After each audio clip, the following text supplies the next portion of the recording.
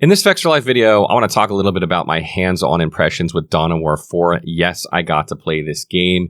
I can't believe I got to play Dawn of War 4. This is one of the games I was really, really looking forward to that I had no idea was in development until Gamescom. It is a ton of fun to play. I am such a huge Dawn of War fan. I think any RTS gamer that takes their RTS gaming seriously has played Dawn of War. Dawn of War 1 is the best, if not the best, RTS of all time. It's at least in the conversation top 3 RTSs of all time ever made, especially with all the expansions and the amount of content that are in that game.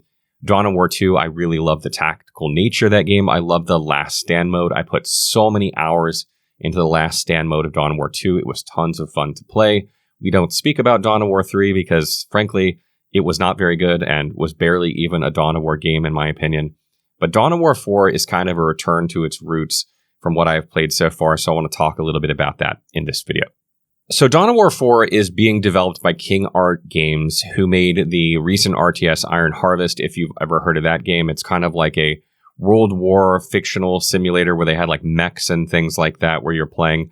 And it had very positive reviews. It was a game that kind of didn't bring about a resurgence of RTS, I will say, but it certainly brought back some of that magic that RTS games have that we haven't seen in a really long time. RTS is kind of a genre that's gone by the wayside over the years. I think with the rise of console gaming and the initial limitations of console, games that like RTS were not easy to have controls for on console, but you're seeing it happen now. You're seeing like Age of Mythology on console plays really, really well. You can play Age of Empires on console. So I think that it kind of kicked off a little bit of a resurgence in terms of new RTSs, and they're definitely have some experience with mechs and things like that, which will, obviously Dawn of War is known for. So I think the game is in very, very good hands with them, and I think you're going to like what you see in this game. So I got to play about 45 minutes of the game, and in my time I was playing the Space Marines, the Blood Ravens chapter, versus the Orcs, which is pretty iconic. And the map we were playing on was this big map that was kind of like a desert map, and my objectives were basically to wipe out like the 3 or 4 Orc strongholds on the map. And I will say the first thing that you notice about the game is how much more tactical it feels than Dawn of War 3 or Dawn of War 2. Even though Dawn of War 2 was very tactical in nature, in my opinion, I feel like Dawn of War 4 is even more tactical. It reminds me a lot of Dawn of War 1 in the sense that there is a return to the cover system.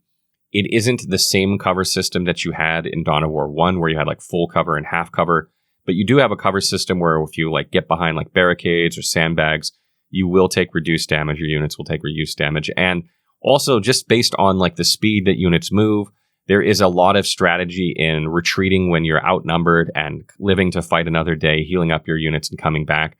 You will find that sometimes you bite off more than you can chew and you need to retreat and regroup and come back.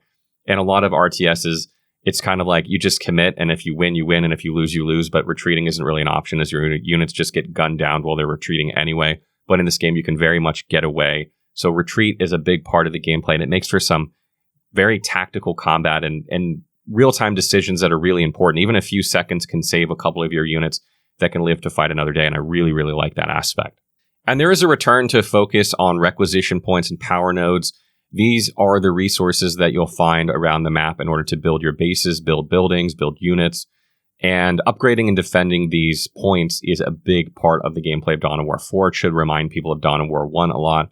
And it is a ton of fun, too. Like, there's a mix of offense and defense when you're going on a map because you're gaining ground and territory that you then have to dig in and hold while you amass more resources and build more units to then conquer more territory. And it feels really tactical and strategic, especially when you have maps that, like the one I played, that are not so wide open, right? Like there are certain avenues and corridors that allow you to get to certain requisition points or power nodes that you can't get from like the other side of the map. So there are going to be like choke points and very important key nodes on the map that really determine like, how a player can advance or where they can go.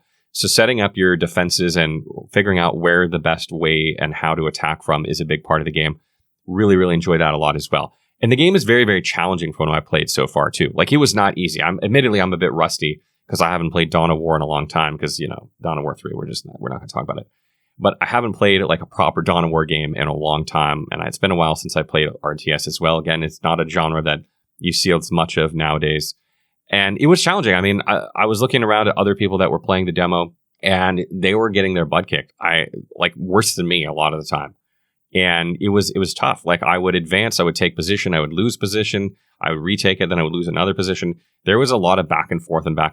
And I do feel like if you like a challenging RTS, one that's really going to make you like push yourself to the limits and use all the aspects of the game, Dawn of War 4 is likely going to do that for you. It's going to make you have to learn the mechanics, and you can't just amass tons of units and send them in and expect to wipe out the enemy. You have to play smartly. You have to know what units to attack first. You have to know the strengths and weaknesses of your units. It's not a game that's just like, oh, I'm just going to make 100 units and I win. Like, that's just not the way it is, and I really like that. And I really like to see buildings make a return in Dawn of War and the variety of buildings that you can make. Base building is just so important to me in RTSs. I'm not someone who loves RTS games where you don't base build. I think that's probably the thing I liked the least about Dawn of War 2 was like the lack of base building element, even though I really like the tactical gameplay.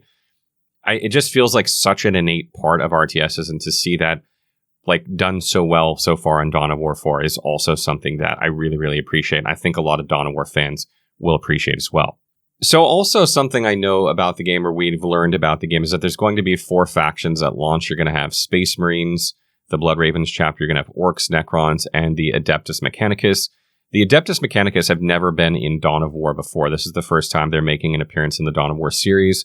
So that's pretty cool to see. They've obviously been in other Warhammer 40k games, but never in Dawn of War. So it's going to be interesting to see how they fare in this game. I have not seen their gameplay or their units yet, so I'm looking forward to that as well. But this is not a staggering amount of factions at launch. I think it's not shocking to say that I'm slightly disappointed. It's only 4. I know they'll probably add more over time, knowing the way Dawn of War does things. They will continue to add more factions in their campaigns over time, but you do have a unique campaign for each of these factions, which is great. And if I'm not mistaken, you can also play them co-op, which I'm someone who, back in the day played like almost all my RTSs just single player through the campaigns. And then I would play maybe some online PvP or something like that on custom maps.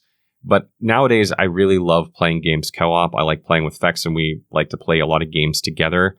And RTS is a genre that we both love. We've been playing like a lot of Age of Mythology together. We've been playing Age of Empires 2 Remastered together, and Age of Empires 4. We're going to be playing that together as well. So I really love that there's going to be a co-op campaign for this, or you can play the campaigns co-op, fully co-op, because that's just, I don't know, it's another element that's fun. Allowing for that is fun. You obviously don't have to play co-op. You can keep playing single player if you want. But I really love that that's built into the game, because I definitely intend to take full advantage of that.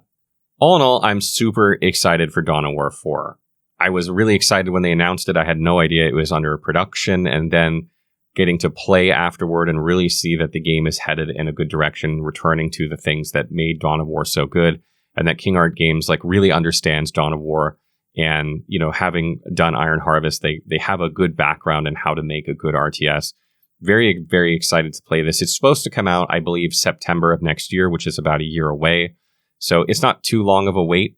The only downside so far is I think it's only coming out for Steam on PC, or at least that's what's been currently announced. So I don't know if this game is going to make its way onto consoles. I really hope it does.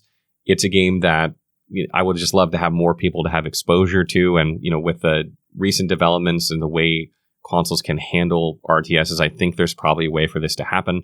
So I really hope it does make it to console as well, but I'll be very happy just to play it on PC anyway.